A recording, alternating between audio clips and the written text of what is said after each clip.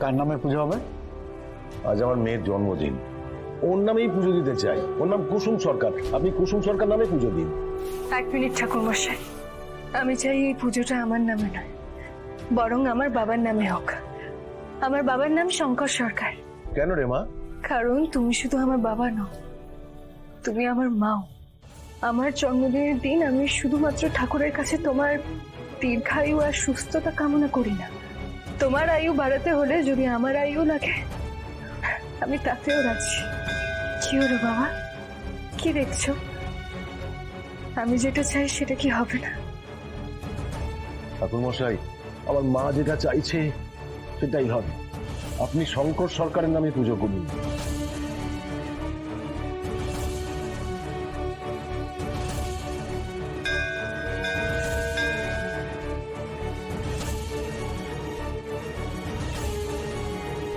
আমি না থাকলেও তুমি কিন্তু সবসময় আমার বাবার খেয়াল রেখো।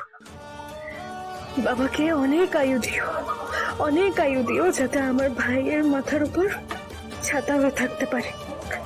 সমস্ত বিপদ থেকে যেন আগলে রাখে আমার ভাইটাকে। আমার পরে এই দায়িত্ব তো শুধু তোমার। আমার বুকটা কষ্টে ভেঙে যাচ্ছে রে কুসুম, কিন্তু উপায় নেই। এবার যা হবে ভগবানের ইচ্ছে হবে।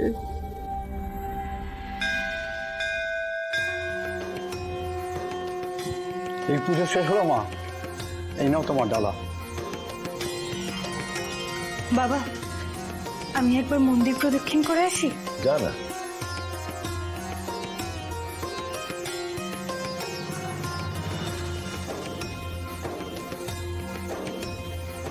তুই মালদা থেকে চন্দননগর এসেছিলি, তুই সম্পূর্ণ অন্য মানুষ ছিলি, আর এখন এখন তুই পুরো পাল্টে গেছিস কুসুম। আমাকে ক্ষমা করে দিও বাবা, আমি তোমার থেকে সত্যিটা লুকিয়েছি। আসলে আমি ভালোবাসার কাছে হেরে গেছি। আমি কর্তামাকে কথা দিয়েছিলাম আমার মেয়ে আমার মতোই হবে, তুই আমার মতো হোসনি। তুই তোর সীমা লঙ্ঘন করেছিস কুসুম।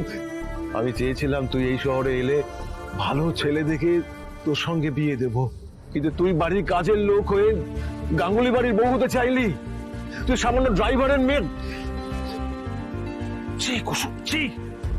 তুই বাড়ির মালিককে কি করে ভালোবাসলি? তো লজ্জা করলো না? কর্তামার ভালো মানুষের সুযোগ নিয়েছিস তুই, তোর বিবেকে বাঁধলো না?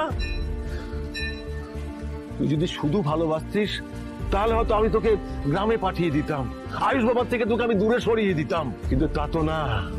তুই নিজেকে আয়ুষ বাবার স্ত্রী হিসেবে মেনে নিয়েছিস। এটা তোর উচিত হয়নি কুসুম। 25 বছরের সম্মান তুই তুই ধুলোয় লুটিয়ে দিয়েছিস। কর্তামার সামনে লজ্জায় দাঁড়াতে পারবো না কুসুম। এই শঙ্কর এতটা নিচে নামিনি যে নিজের মেয়েকে টোপ হিসেবে ব্যবহার করে মালিকের ঘরে ঢুকে নিজেই মালিক হয়ে বসে পড়বে। শঙ্কর তোর মতো বেঈমান না। আমি ছোট সাহেবকে ভালোবাসি, খুব ভালোবাসি ছোট সাহেবকে। ভালোবাসা কি অপরাধ? বাড়ির কাজের লোক হয়ে বাড়ির মালিকের ছেলেকে ভালোবাসাটা শুধু অপরাধ নয়, পাপ, মহাপাপ। এটা কখনোই মেনে নেওয়া যায় না কুসুম। আমি তো ইচ্ছা করে কিচ্ছু করিনি বাবা, আমি তো কিছু করিনি। ওই বিজ্ঞাপনের বিয়েতে ছোট সাহেব পর সেজে আমার পাশে বসেছিল, নিজের হাতে আমার সিঁথিতে সিঁদুর পরিয়ে দিয়েছে। এত চাক চমক এইসব তো আমি দেখিনি আগে, আমি এসবের কিছু বুঝিও না। ওই বিজ্ঞাপনের বিয়েতে মণ্ডপে ছোট সাহেবের পাশে বসে বিয়ে করা, পুরোহিত মশাইয়ের সত্যি করে বিয়ের মন্ত্র বলা, বিয়ের সব নিয়ম পালন করা, আগুনকে সাক্ষী রেখে ছোট সাহেবের সাথে 7 পাকে ঘোরা, এই বিয়ের নিয়মগুলোই আমার কাছে সত্যি হয়ে গেছিল। আমার জীবনের সব থেকে বড় সত্যি। বাবা বিশ্বাস করো, আমি এসব মুছে ফেলতে চেয়েছিলাম। আমি অনেকবার নিজের নোয়া বাঁধানো খুলে ফেলার চেষ্টা করেছিলাম, কিন্তু পারিনি। কেন রে মা? কেন একটা অসম্ভবের সঙ্গে নিজেকে জড়িয়ে ফেললি? কেন আয়ুষ বাবার মনে নিজের জায়গা করে নিলি?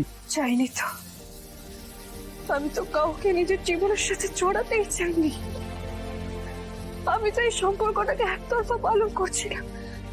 আমি কাউকে জড়াতে চাইনি। ছোট সাহেবকে নিজের জীবনে পেতেও চাইনি, কিন্তু ছোট সাহেব যখন আমার ভালোবাসলেন, কিন্তু কর্তামার প্রতি আমাদের শ্রদ্ধা আনুগত্য আমার মেয়ের প্রতি ভালোবাসাকে ছাপিয়ে গেল। কুসুম, আমি অপরাধী কুসুম, আমি খুনি। না বাবা, তুমি অপরাধী নও। মেয়েকে শাসন করাটা অপরাধ নয়। তুমি হয়তো ঠিক করেছো। না কুসুম না, আমি নিজেকে দোষ দিচ্ছিলাম যে আমার ঘরে এইরকম মেয়ে কিভাবে জন্মালো, যে মালিকের বিশ্বাস ভেঙেছে। কিন্তু এখন বুঝতে পারছি কুসুম, তুই বাবার সম্মান রাখার জন্য সব জেনে বুঝে ওই বিষ মেশানো প্রসাদ তুই খেয়েছিস কুসুম। কুসুম, কুসুম কোথায় আছো? একটু সাড়া দাও না কুসুম। কুসুম, ভগবান তুমি আমার থেকে সমস্ত কিছু কেড়ে নাও, কিন্তু আমার কুসুমকে আমার কাছে ফিরিয়ে দাও ভগবান। আমার কুসুমকে আমার কাছে ফিরিয়ে দাও। এই যে ঠাকুর মশাই একটু দেখুন না, এই মেয়েটাকে দেখেছেন আপনি? এই মেয়েটা একটু আগেই ওর বাবার সাথে এখানে এসেছিল। হ্যাঁ বাবা, ওর বাবার সঙ্গে এখানে কিছুক্ষণ আগে এসেছিল। ওর বাবা তো ওর জন্য প্রসাদ নিয়ে গেল। কোথায় গেছে? ওইদিকে গেছে। আমি অপরাধী কুসুম, আমি নিজের হাতে নিজের মেয়েকে আমি অপরাধী কুসুম। গুরুদেবের ভবিষ্যৎবাণী তো সত্যি ওয়ারই ছিল বাবা। এটা তোমার দোষ নয়, এটা আমার কপালের দোষ। আমি নিজের মেয়েকে মেরে আমি জীবন্ত লাশের মতো বাঁচতে পারবো না কুসুম।